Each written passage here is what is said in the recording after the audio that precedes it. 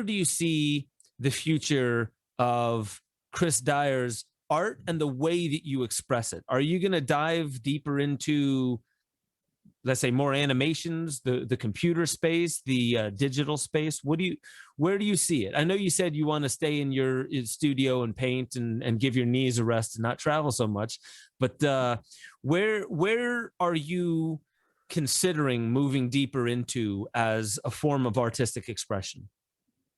Well, first I'm gonna get one of those brand new fancy brain implants, and then I'm gonna get myself some bionic knees and the ability. I'm gonna program myself to be an amazing skateboarder and an amazing painter. I'll let the computer hand do it for me since the computer's better than me.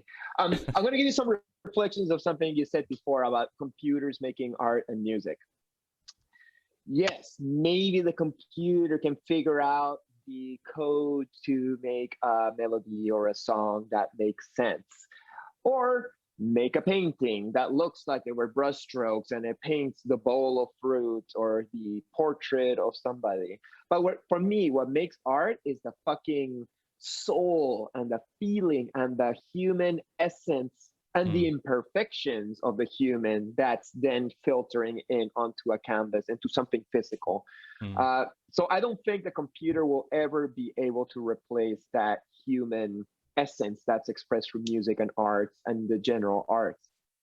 As for NFTs and cryptocurrency and all that stuff, I do hope that we can use these things to empower normal people. It seems like a lot of people believe that through cryptocurrencies, we can move away from the central power of the banks and the corporations, and hopefully normal people like you and me can buy some random coin and it can blow up, and then also we're empowered financially. That's happened, and those people then are the ones who are buying NFTs and giving money to artists who are making their digital artwork available. So it seems like that kind of power is getting around. So it's already doing some good, and let's hope it keeps on moving that way. Though it seems right now they want to kind of like cock block it. For example, I wanted to keep on buying more crypto now that was down, and my Canadian bank's like, nope, we don't allow you to use a credit card to buy it anymore. It's too risky. And I'm like, dude, you're not gonna tell me what to spend my money on. If it's risky, that's on me. I'm the one losing it, not you. So already there's the system being all like, oh no, don't let the people get too much power, so we'll block any potential. So let's hope that the empire doesn't win and that us, the rebels, can get the power back. Actually, not next week, but in like a couple of weeks, I'm going to go to Oregon, and we're going to make our own currency made out of glass. So basically, we're going to make these positive creations coins. It starts like a plate. It's like a giant glass Chris Dyer coin art piece. And then you melt it, stretch it, and then you chop it up into little coins. And then you sell it for like $150, like as a mini art piece. But right there, that glass coin starts as a $150, coin. And then as it keeps on moving in time, it might gain value. Maybe we'll tie it into some crypto. So if the Federal Reserve or the powers that be can make up money out of thin air, why us people can't create our own currency and value and empower ourselves? I think that's a positive and a good thing. Now, as to respond your question of where am I going in the future? I don't know, man. I'm staying in the present. Right now I'm painting murals. Maybe once I get back home to Montreal in August and I pay my taxes, I can paint some canvases. I don't have to go more technological, but if I do, I'll let the animators do that job for me, and then we can see. I'm very much into collaboration, and those who have particular skills, technological skills, to use that in collaboration with the shit that I'm very analog. I want paint on a broken piece of wood. I want, spray paint and street art is very dirty, and you paint it in a back alley many times, and it's just, it smells.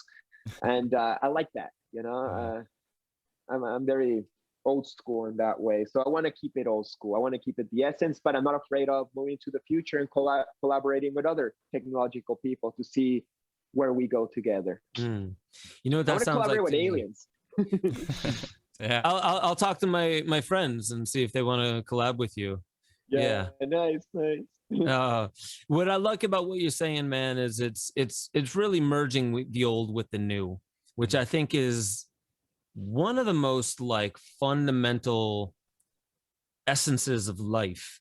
Is health comes from remembering who we are and where we came from, while having a clear, at least intention and vision of the path ahead, while being rooted firmly in the present. And so for you, you see the thing that made art from the past viable, and those little things that, like,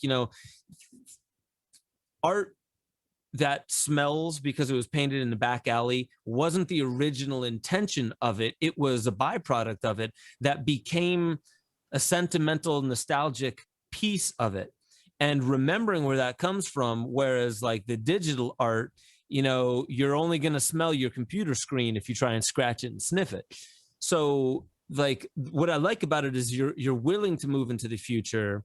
You're holding on to what you love about the past, and you even said it yourself, like, I'm just kind of, I'm just kind of here right now. I'm doing my thing.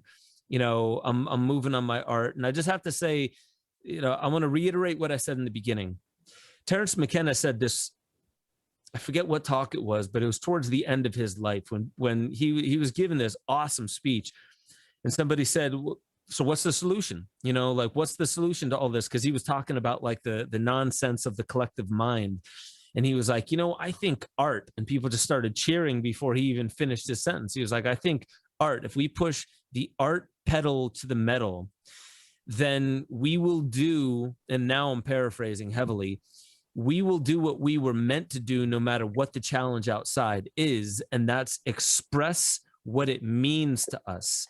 So when it comes to what we were talking about, earlier, about the masculine wound inflicted upon the feminine, if we're talking about anything that's going on in the world that the world is experiencing right now, the reason why I tell people, I think we all need healing. We all need healing. But one of the best ways to get in touch with and allow for it to start happening without us needing to go to a healer or to go somewhere, is to just use our voice and to really, really express what does what we are hearing and feeling from the world make us want to say and sing. And that to me is why I really appreciate artists, because it's not coming literally through the voice unless you're a singer or a speaker, but you're using symbols, you're using these things that are interpretive in order to put somebody in a space. That's medicine. That to me is medicine, and always has been. So man, I really appreciate just the continued relationship that we've had, the work and the path that you're still on, man. I really love the fact that, now we got more mutual friends and we seem to bump into one another more often. And I would love for you to give the audience an opportunity to find you, to find where you're going to be, and to reach out to you if there's if there's a calling for somebody to reach out to you, to commission a piece, to collaborate, whatever it might be. How can people touch base? Right. First, I'm gonna reflect, bounce back on the things that you said.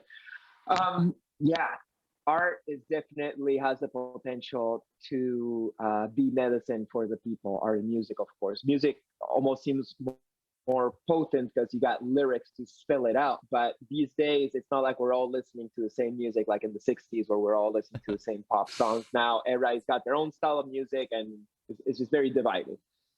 With art, it also, you got to have a taste and a flavor. And I know psychedelic art's not for everybody, but it transcends language, because there's no language. Like my art's not in English or in Spanish or in Japanese, and you can look at it and see themselves in their own reflection, and through that learn about themselves or what it means.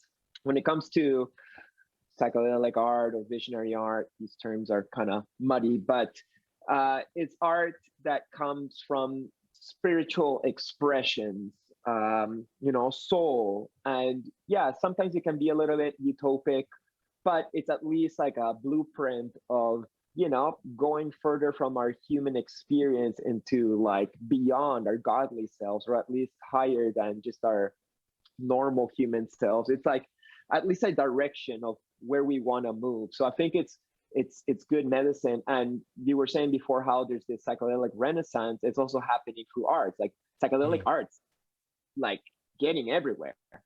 And that's awesome, because before it was just like, oh, that's some like hippie drug art. I'm not down with it. But now like rappers are getting into it, and just like normal people are starting to use more colors, and like psychedelia, which is almost like the flavor and the colors of the spiritual dimension, are starting to permeate into our human world.